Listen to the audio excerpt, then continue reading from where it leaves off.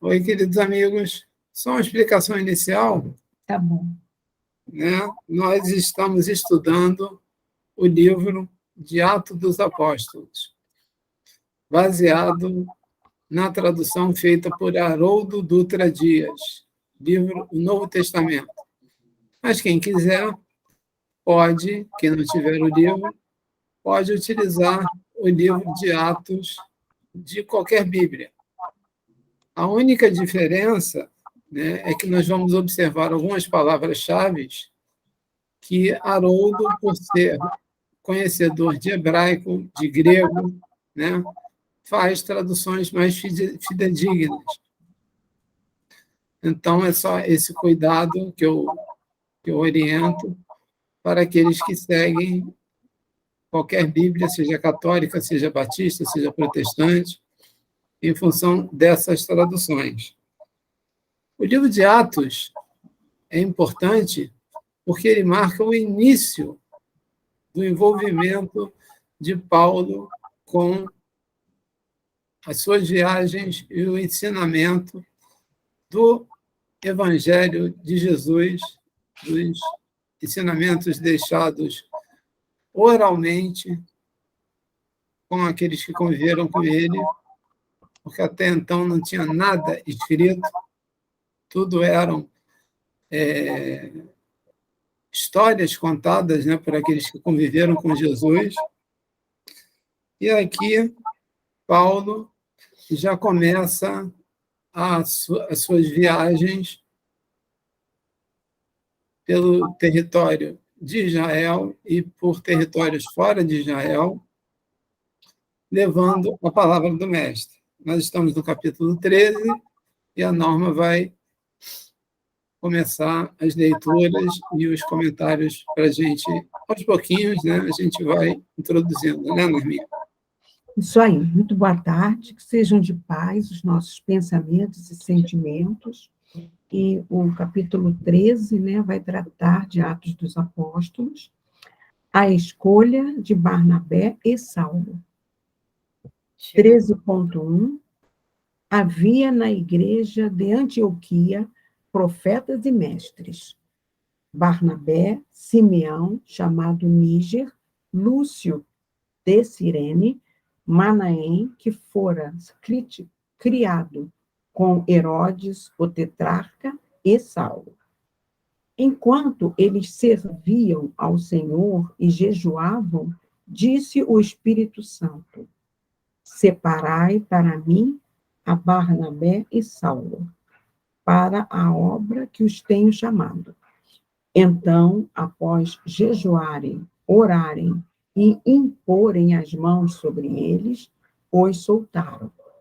Aqui a gente vai explicar, quando ele inicia o texto com a palavra havia na igreja, na realidade, né, é um termo originário do grego, eclésia, que é uma reunião em boa companhia, quer dizer, aquela reunião que era feita ali em assembleia, né, para a congregação dos filhos de Israel ou a comunidade cristã. Então, todo local de reunião era a igreja. Fala, Paulinho. E aqui, gente, a gente observa que está presente em várias passagens, né, a questão que é muito debatida do Espírito Santo, que nas traduções de Pastorino, Carlos Pastorino, estudioso teólogo do Evangelho, ele fala que a tradução correta seria uma inversão, seria santos espíritos, e no plural, e não no singular, como aqui está colocado. E aqui a gente observa, disse o Espírito Santo. Se aqueles que creem no Espírito Santo como uma das manifestações da tríade divina, Pai, Filho e Espírito Santo, as comunicações espirituais existem, porque o Espírito Santo disse, ele falou, né? Como ele falou? O texto não entra em detalhes, mas aqueles que já estudaram o Livro dos Médiuns, já estudaram a mediunidade, sabem que a psicofonia é uma das formas, a psicografia é outra forma, a inspiração é outra forma, né? E o Espírito Santo, aqui, provavelmente um guia espiritual, né, do trabalho, ou algum desses mestres que são citados aqui no início, separa, ou seja, escolhe a Barnabé e a Saulo, ainda chamada de Saulo, que, com o passar do tempo, passaria a ser Paulo de Tarso. E eles foram chamados o quê? Era a obra.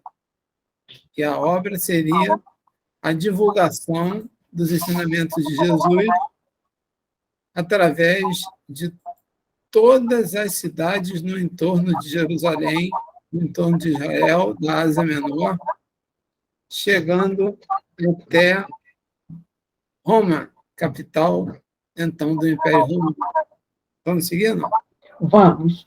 Em Chipre, aí vai do 13.1 até o 13, perdão, capítulo 13, versículo 4 até o versículo 12, tá?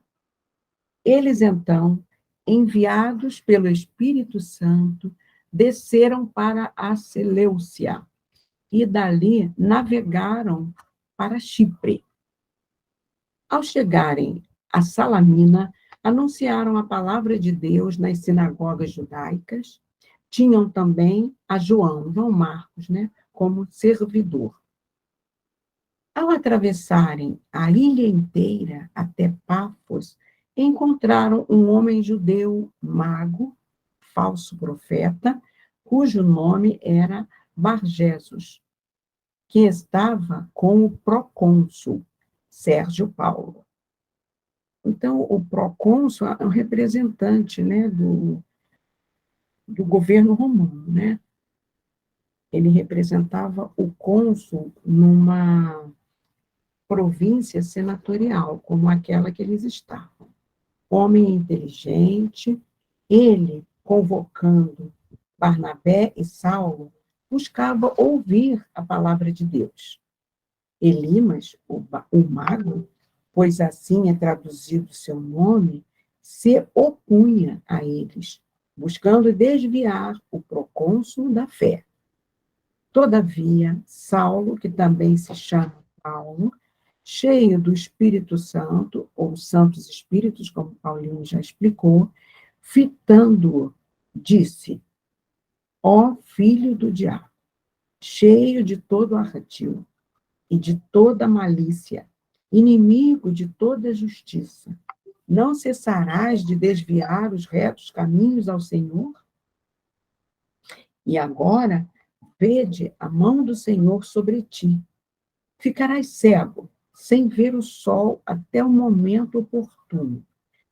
Imediatamente, caiu sobre ele nebulosidade e treva. Perambulando, buscava quem o guiasse pela mão.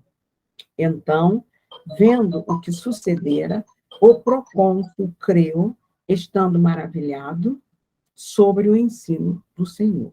Então, quando ele fala o filho do diabo, né, é uma palavra derivada do verbo diabalo, tá? Que é aquele que separa, traz desunião, né? Do qual deriva também o substantivo diabolé, que causa desavença, inimizade, aversão, repugnância. E a palavra que ele caiu sobre helenebulosidade é a mesma coisa que ficar com os olhos, né, nublados, sem conseguir enxergar, tá bom? Vamos lá, Paulinho. Pelo que você falou, não tem demônio, não Não, tem chifre, não tem rabinho, não tem corpo vermelho. Isso é uma alegoria, não é mesmo? é verdade. Bom, separando aqui algumas passagens, algumas frases. Eles foram enviados em tarefa, em missão, pelos espíritos guias dos mestres. Inicialmente, aonde eles ensinavam o Evangelho de Jesus. Nas, Norma, você fecha o teu microfone um pouquinho? Pois não. Obrigado. Nas próprias sinagogas judaicas, que eram um lugar onde os judeus se reuniam para estudar a Torá, que até então não existia Primeiro Testamento, Segundo Testamento, Novo Testamento, Velho Testamento. E ele encontra um homem que trabalhava com magia. Temos que lembrar aqui que eles estavam em terras de gentios. Gentios eram aqueles que acreditavam em vários deuses, que tinham oráculos, que com certeza conheciam determinadas operações com fluidos, né, que se denominava magia e que existe até hoje.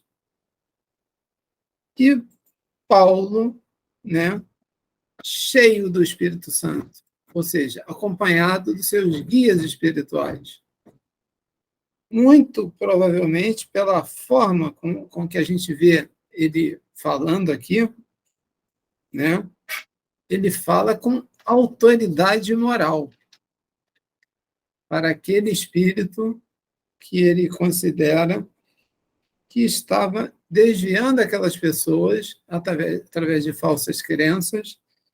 O próprio texto diz, né, fala de um falso profeta, e aqui uma linguagem própria de quem foi criado, quem foi acostumado a entender a justiça de Deus através da força, né? Vede a mão do Senhor sobre ti. Uma figura bem emblemática, que é muito comum no Velho Testamento. E nós temos que lembrar que Paulo ainda estava impregnado, mesmo tendo se convertido, e dito a Jesus, né, ter perguntado, mestre, o que queres que eu faça? Tipo, eu estou contigo. Mas ainda havia dentro dele toda uma vida em que ele serviu ao Sinédrio, né, e divulgou a Torá, né, o livro dos profetas, o livro dos Salmos, todos os ensinamentos que hoje nós sabemos que compõem o Primeiro Testamento. E não seria da noite para o dia que ele iria mudar completamente o vocabulário dele. Então, em algumas passagens, né, nós vamos ver essas palavras, essas expressões, né, bem típicas do Velho Testamento. E aqui a gente vê o que acontecia até a doutrina espírita ser revelada. As pessoas viam, assistiam aquilo que lhes parecia sobrenatural, né? Aqui a gente observa que, imagina quem estava em volta. Tinha esse homem, né, Bar Jesus, como um mago. Ele deveria ser respeitado, deveria ser temido. E chega Paulo e coloca ele no bolso, né? E ele perde a sua influência. O procônsul, né, então, creu, ficando maravilhado sobre o ensino de Jesus. Ou seja, ainda era a lei do mais forte. Paulo mostrou ali que era mais forte, mas mais forte moralmente, espiritualmente, porque para lidar com espíritos como esse, né, existe até uma passagem, se eu não me engano, é no capítulo 19, em que alguns apóstolos tentam fazer a mesma coisa. E o Espírito vira e fala: bem conheço a Jesus, também conheço a Paulo, mas tu quem és? Então não adianta, em nome do Senhor Jesus, e você não ter o embasamento, né?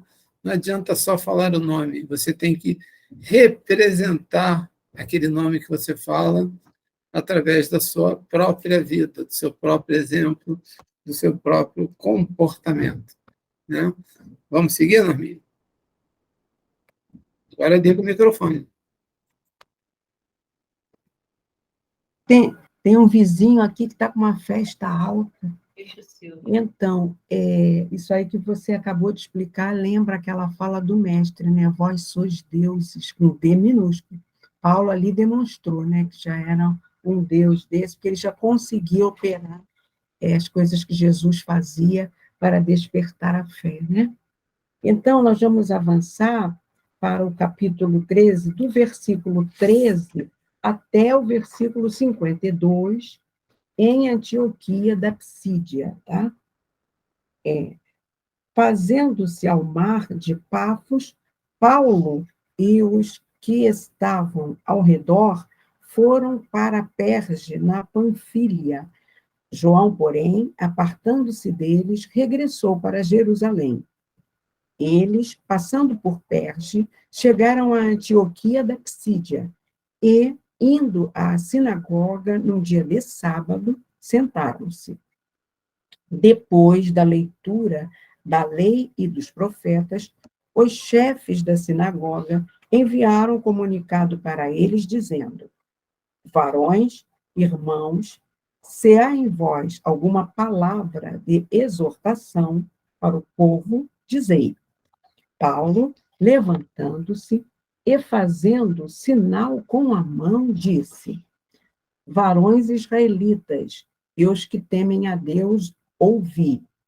O Deus deste povo de Israel escolheu os nossos pais e elevou o povo durante a peregrinação no Egito e, com o braço erguido, o conduziu para fora dele, no Egito, né?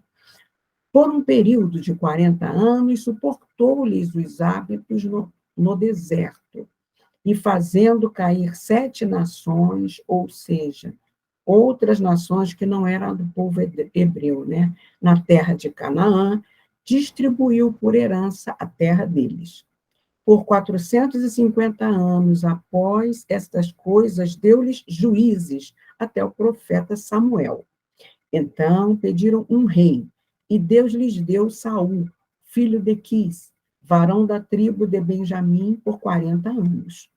Depois de removê-lo, ergueu-lhes Davi, para ser rei, de quem também disse, testemunhando: encontrei Davi, o filho de Jessé, varão segundo o meu coração, que fará toda a minha vontade. Da descendência dele, segundo a promessa, Deus conduziu para Israel o Salvador, Jesus. Tendo... Bom, Paulinho.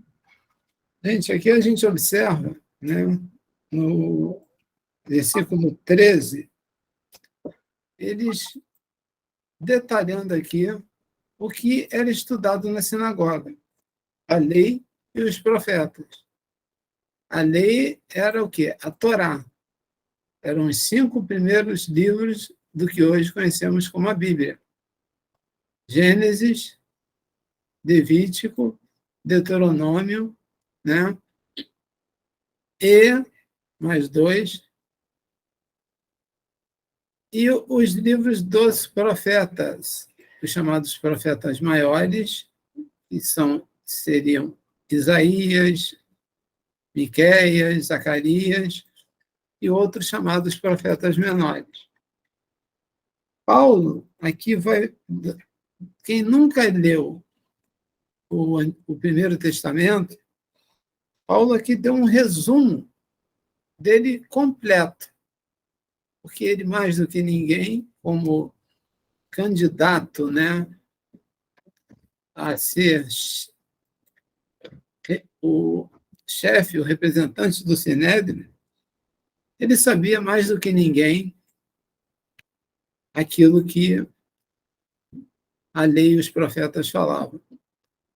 Essa é uma das razões pela qual Jesus vai até Saulo buscá-lo, né, na passagem que conta o encontro dele na estrada para Damasco, porque Jesus sabia da importância, tanto pelo conhecimento que ele tinha do Antigo Testamento, da Torá, do livro dos profetas, e ele seria, como é dito, né, o vaso escolhido, aquele que seria o mais preparado para ser esse elo de ligação, que conhecia a lei, né, de Moisés e que compreendia e sentia todos os ensinamentos de Jesus para fazer esse intercâmbio e divulgar o que Jesus veio trazer, não só ao povo de Israel, mas como também aos povos gentios daquela ocasião. Vamos seguir, não? Aí, no finalzinho do capítulo 13, versículo 23, quando ele fala da descendência de Davi, né, seria o próprio Jesus, né, que veio trazer a boa nova para todos nós e que ficou estabelecido para sempre, né, no seio da humanidade, essa boa nova. Então, vamos prosseguir. Capítulo 13, versículo 24.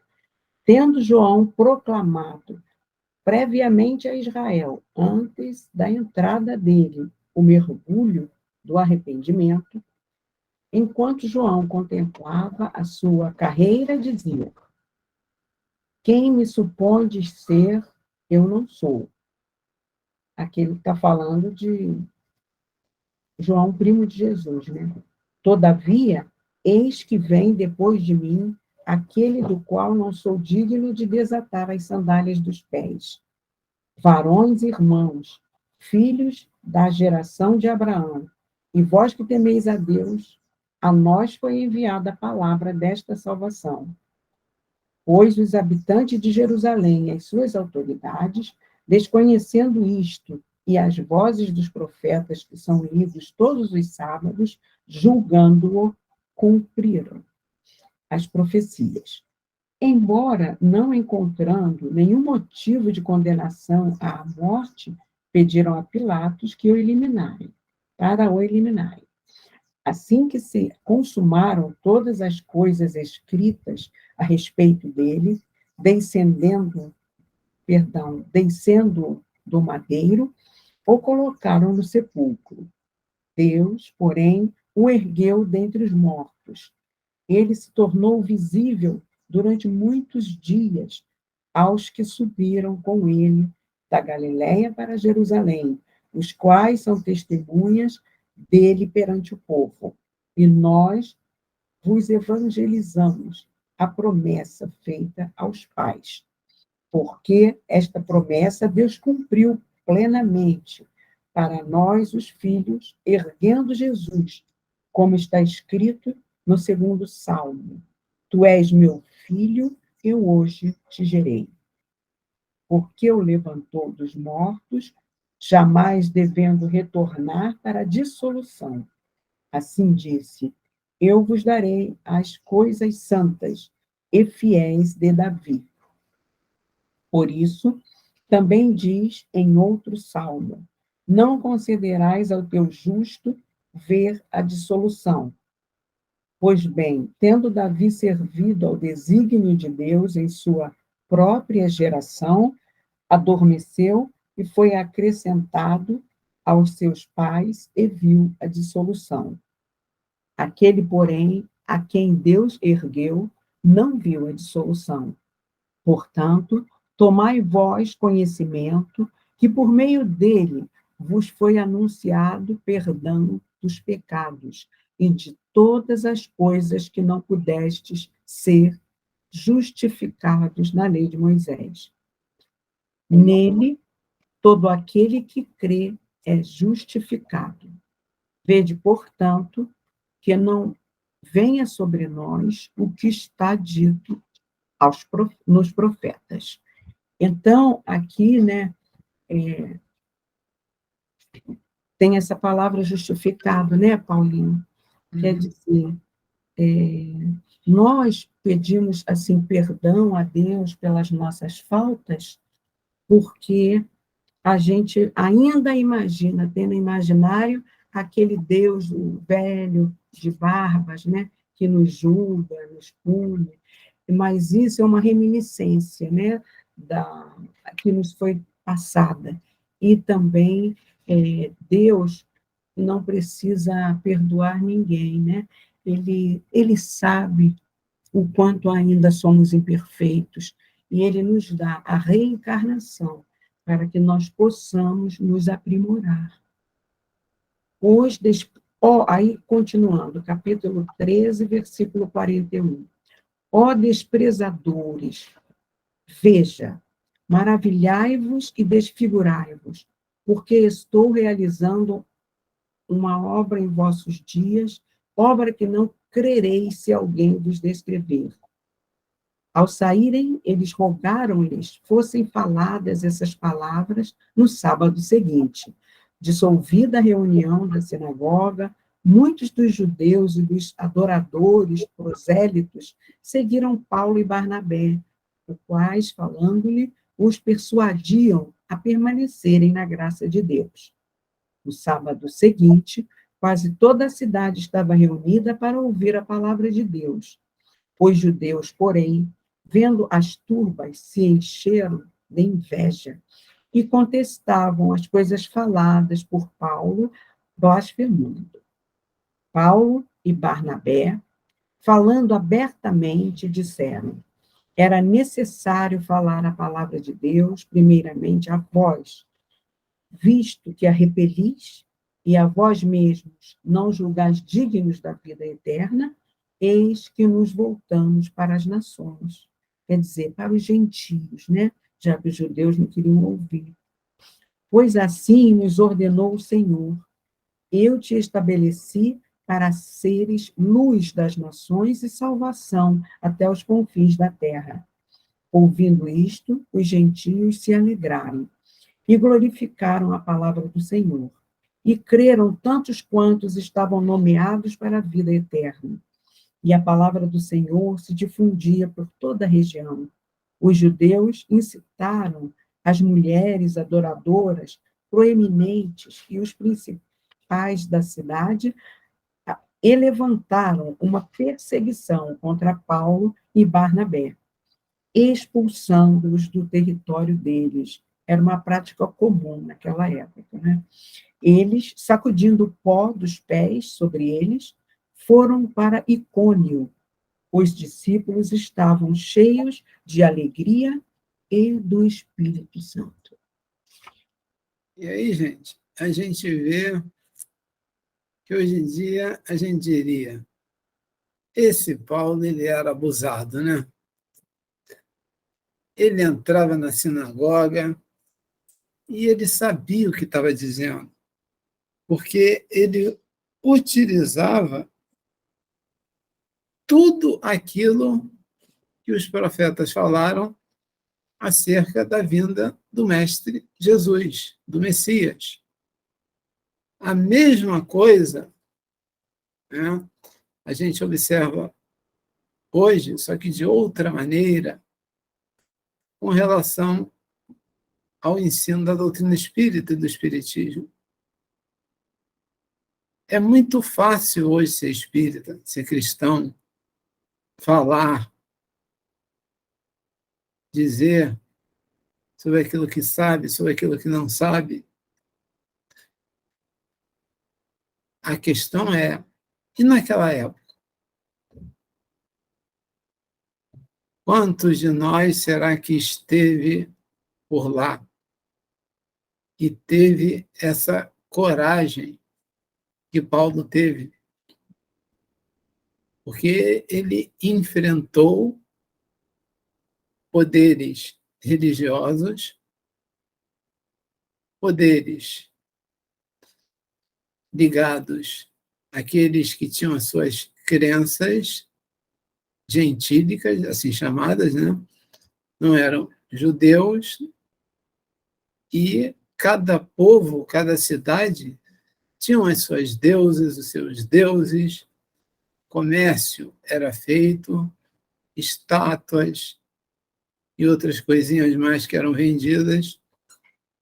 E Paulo, quando chegava, né, profundamente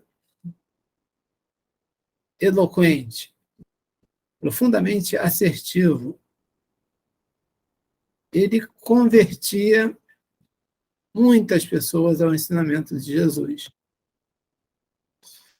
E aqui a gente continua, porque existia duas cidades chamadas Antioquia, uma da Psídia e outra da Síria. E a gente vai ver na continuidade do capítulo 14, onde Paulo e Barnabé continuam viajando, continuam indo de cidade em cidade e levando a palavra de Jesus e maravilhando, né, entre aspas, a todos aqueles que os ouviam.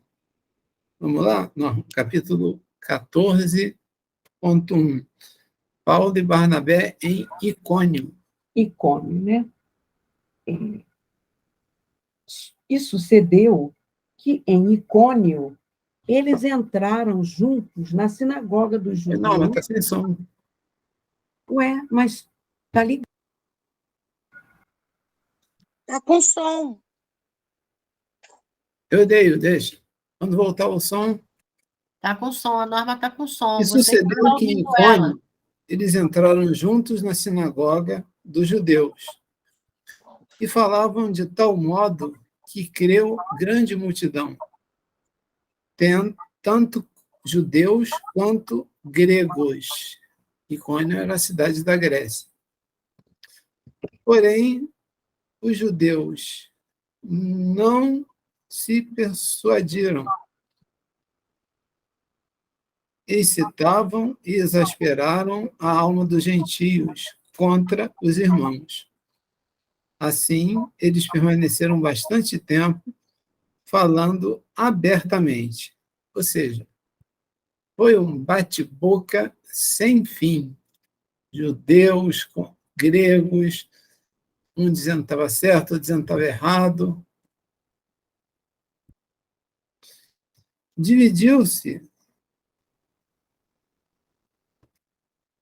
Dividiu-se a multidão da cidade, e os que estavam com os judeus e os que estavam com os apóstolos. Foi quando ocorreu um motim dos gentios e dos judeus com as suas autoridades, para ultrajá-los e apedrejá-los. Percebendo isso, fugiram para as cidades de Icônia, Listra e Derbe, e circunvizinhança, e ali permaneceram evangelizando. A brincadeira que eu sempre faço, né? Se falassem para mim, olha, você vai ser crucificado, vai ser apedrejado, eu com certeza eu corria como eles correram aqui. E Paulo, que não era bobo, né?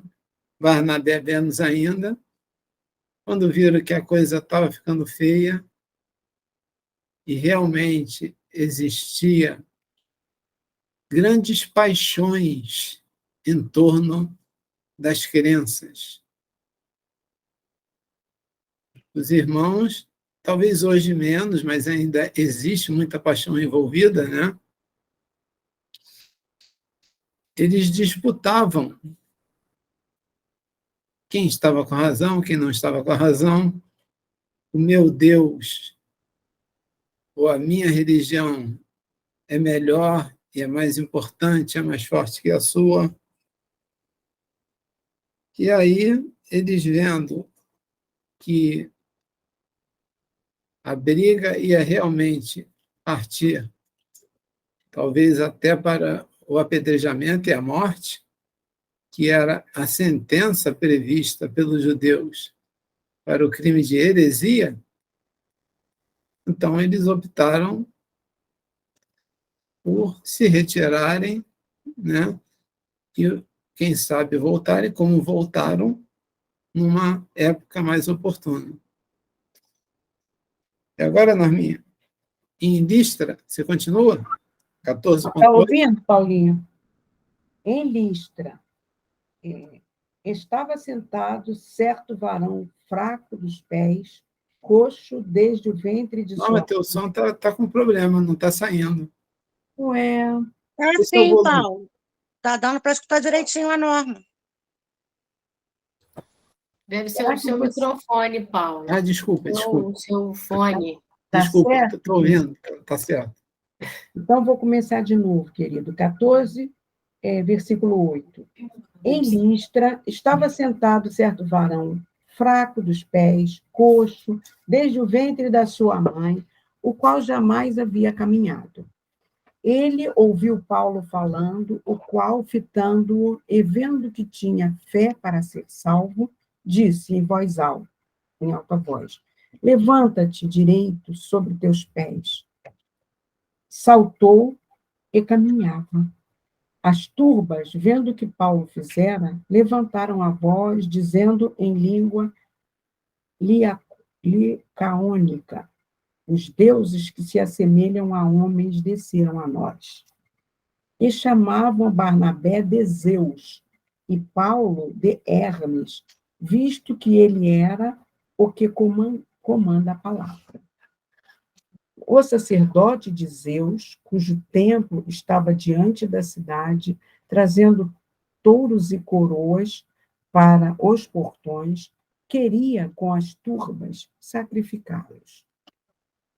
Os apóstolos, Barnabé e Paulo, ao ouvir isso, rasgando as suas vestes, correram para a turba, gritando e dizendo: Varões, por que fazeis estas coisas? Nós também somos homens, sujeitos aos mesmos males que vós, e estamos evangelizando a fim de vos voltardes destas coisas vãs ao Deus vivo, que fez o céu, a terra, o mar e todas as coisas que há neles. Aquele que, nas gerações passadas, permitiu todas as nações andarem nos seus próprios caminhos. No entanto, não deixou a si mesmo sem testemunho, fazendo o bem, dando-vos chuvas do céu e estações frutíferas e enchendo os vossos corações de alimento e júbilo. Dizendo isso ainda com dificuldade, impediram as turbas de lhes oferecer sacrifícios.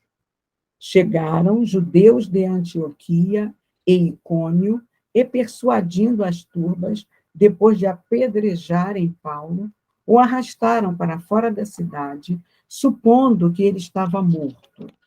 Após os discípulos o rodearem, levantou-se e entrou na cidade. No dia seguinte, saiu com Barnabé em direção a Derbe. E aqui, o nome aquela citação que você ia falar, né? Uhum. Muitas pessoas falam que Saulo, né? Uhum. Perseguiu cristãos, fez uma série de coisas, mas depois ele, em nome do Evangelho de Jesus, ele comeu o pão que o diabo amassou umas 3 vezes, né? Certamente. Você quer que eu fale aquela citação agora, Sim. Paulinho? Então, a trajetória dele foi de muita luta, né, para poder divulgar o evangelho do Mestre. Ele foi perseguido em Damasco, rejeitado em Jerusalém, né, até pelo seu próprio pai, esquecido em Tarso, onde ele foi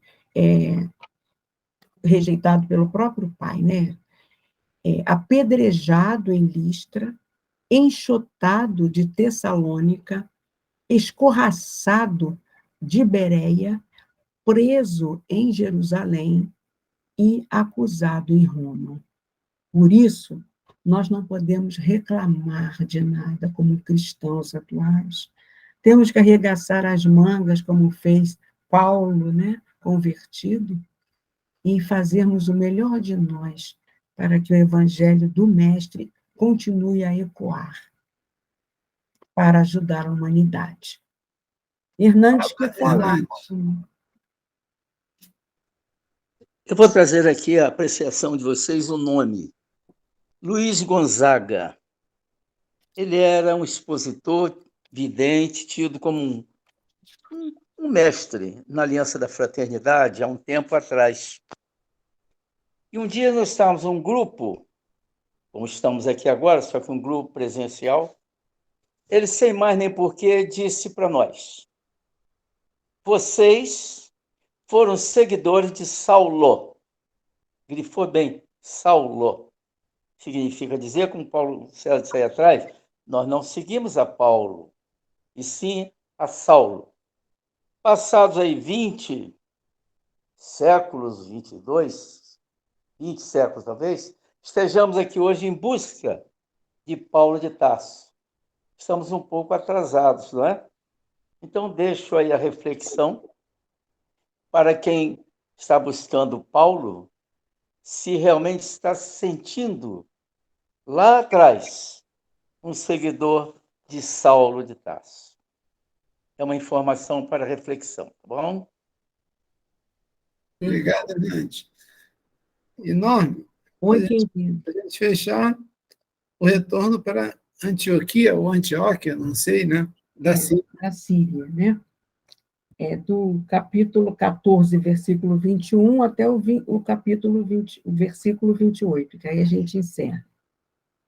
Evangelizando naquela cidade e fazendo bastantes discípulos voltarem para Listra, Icônio e Antioquia, tornando resolutas as almas dos discípulos, exortando-os a permanecerem na fé, já que através de muitas provações nos é necessário entrar no reino de Deus. E após escolherem para eles anciãos em cada igreja, orando com jejuns, os confiaram ao Senhor, em quem havia crido. E, atravessando a Psídia, dirigiram-se a Panfília. Depois de falarem a palavra em Perge, desceram para Atália e dali navegaram para Antioquia da Síria, onde foram entregues à graça de Deus para a obra que haviam cumprido. Ao chegarem e reunirem a igreja, relataram quantas coisas fizera Deus com eles e que abrira a porta da fé aos gentios, e permaneceram não pouco tempo com os discípulos. Terminamos.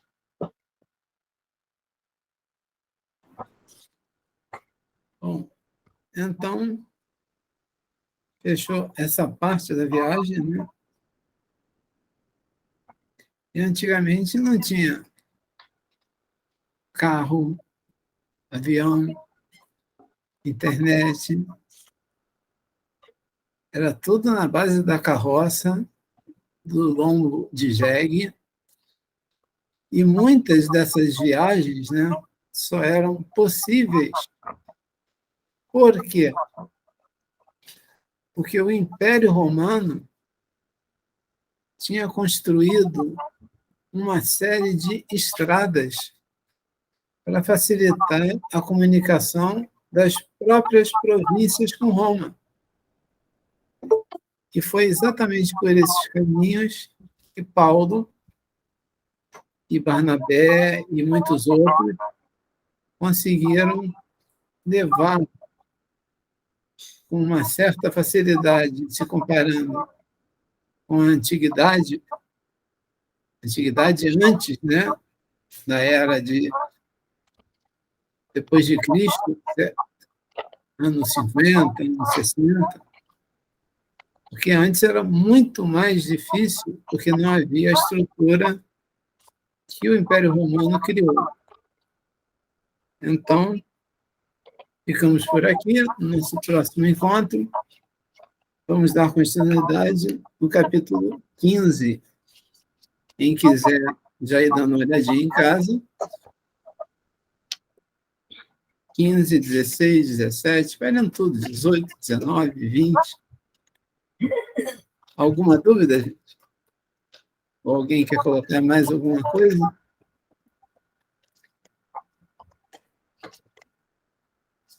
Celso? Sim, senhor. Alguma semelhança de Celso, Arsan e Paulo de Tarso? Não, nenhuma.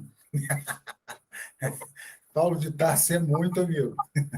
O cara virou o jogo assim com uma tranquilidade que eu não teria. Tranquilidade, você me entende, né? Muita luta, muita renúncia, muito sacrifício. Virou o jogo lá. Então, ainda não dá, não. Tá difícil. Eu estaria correndo até hoje. Não foi só naquele momento, não. Eu estaria correndo até hoje, né? Tá certo? É isso, cara. Hernandes, e hoje? Qual é teu time, Hernandes? Meu time? Flamengo, né? Boa, Todo mundo é Flamengo, talvez? Não, é o time dos que correm para mudar ou dos que pararam no tempo? Para mudar? Mudar Mudar o melhor. quê? Mudar consciências? Isso, a própria e outras, né? Não pensemos noutra coisa, meu filho. Mudar a consciência o mais rapidamente possível. Transformando tudo. E o que Paulo disse vale para todos nós? Ai de mim se eu não evangelizar. Sim, senhor. O Paulinho, eu ouvi uma frase certa vez que Jesus, quando estava lá no momento final, ele disse, né? Pai, perdoai-lhes, porque eles não sabem o que fazem. E que hoje, se Jesus voltasse, ele pediria ao Pai o seguinte: Pai, perdoai-lhes, porque não fazem o que sabem. Porque agora nós já sabemos tudo o que temos que fazer, mas ainda temos, né, as nossas dificuldades para cumprir integralmente isso. Agora ficou mais complicado, né? Não tem como negar, né, Celso? Amigo, não tem como dizer, eu não sabia. Eu costumo falar assim, não, sou novo no planeta, cheguei aqui agora, tal, mas não cola mais não, cara. Não dá mais, entendeu? Tá tudo aí. Então não faz porque não quer, sei lá, está acomodado, ainda está arraigado, preso nas suas certezas, né? Naquilo que motivou o seu pensamento, o seu coração anteriormente. Mas a informação está aí, está na internet, cara. Está no TikTok, no Instagram, então não vê quem não quer. Tá certo?